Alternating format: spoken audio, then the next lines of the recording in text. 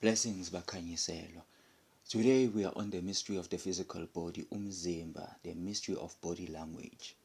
As an initiate, you must learn to work with your spirit, your mind, your soul, and your body. You must learn to work together with these four sides of yourself. For this post, we will focus mostly on the physical body. As initiates, we must learn to work closely with our physical body. Specifically, we must learn to always listen to our physical bodies. Your physical body knows a lot of things. Your body can sense energies and it can tell you things that you don't know about. The body has its own way of communicating with you. Your body is not just a lower self or that part of yourself that you need to overcome. The body is much more useful than that. And we must learn to listen to the intuitive, sensitive parts of our body.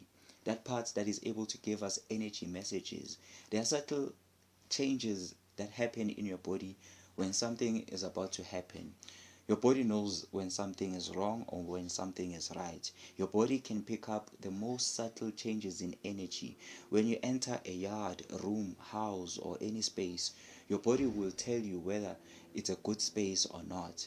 If there are bad spirits around, if that yard is spiritually dirty or unprotected, your body will tell you.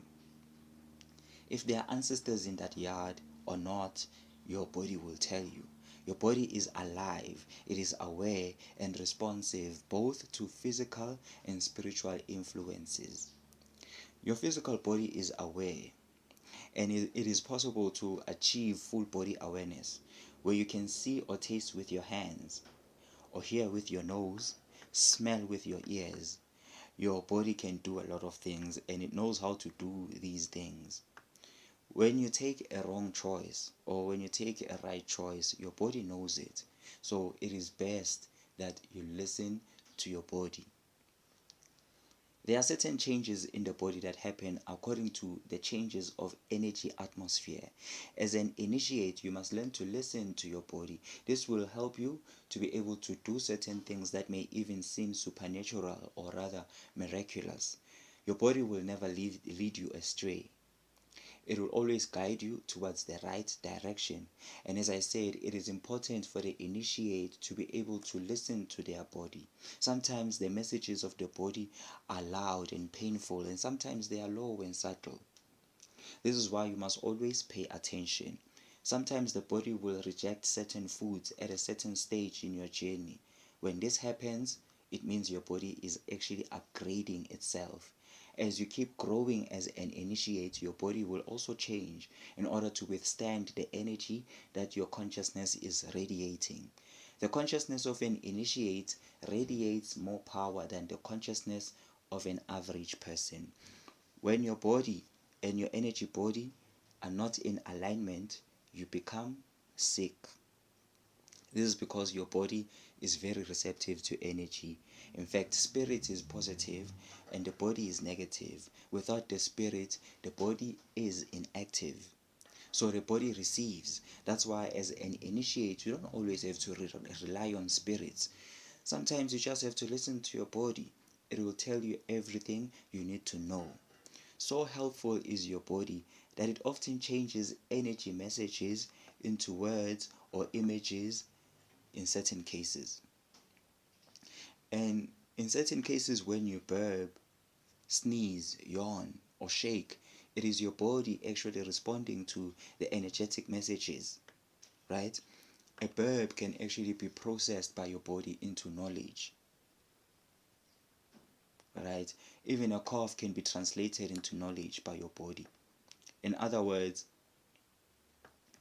your energy body can send a message to your physical body, and then your physical body receives this message in a form of a burp, a sneeze, a cough, or a yawn, and then your body translates this burp, sneeze, or yawn in a form of a voice, a vision, or simply knowing. Traditional healers in South Africa recognize burping, yawning, sneezing as signs of the presence of the spirit. Traditional healers also say that when you burp, it means, or when you burp, sneeze, or yawn in a certain way, it means that the spirit wants to talk. Spirits wants to speak.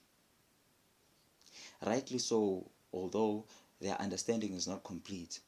Sometimes these things happen at the same time, like you can cough and sneeze at the same time, yawn and burp at the same time, or yawn then sneeze immediately after, etc. This is the case of the body reacting to weird sensations in a weird way. Your body can also sense the truth. That's why sometimes you burp, sneeze, or yawn when you hear the truth or after you speak a truth, or even before you speak a truth.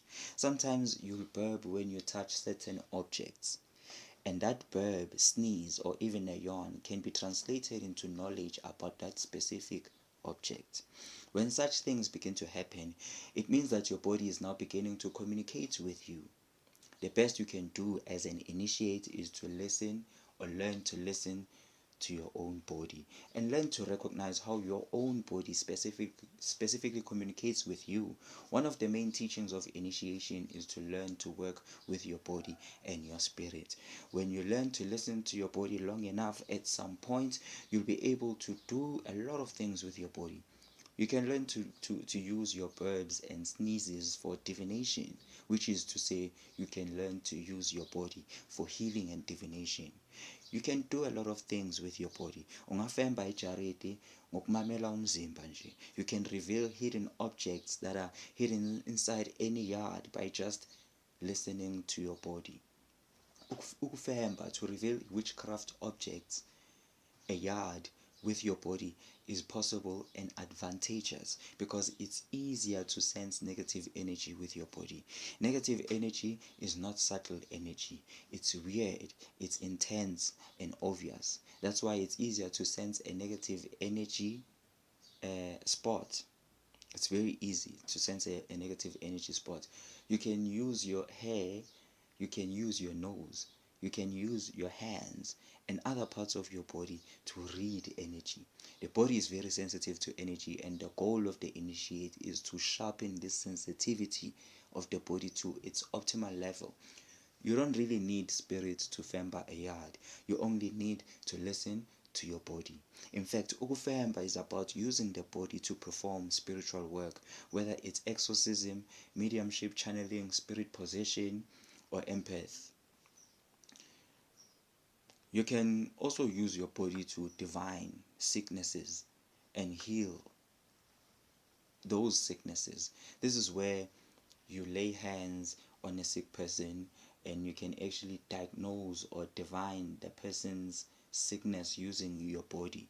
When you do this, you will start feeling the person's sickness in your body, and then you simply remove the sickness out of your body, and the sick person will automatically be healed. I arouse the healing power within me, and I feel it come out up from along my back like a stream of very hot water moving along my spine. And then it comes to the top of my head, and it feels here as if there's a very big hole through which something is coming or going out, I don't know.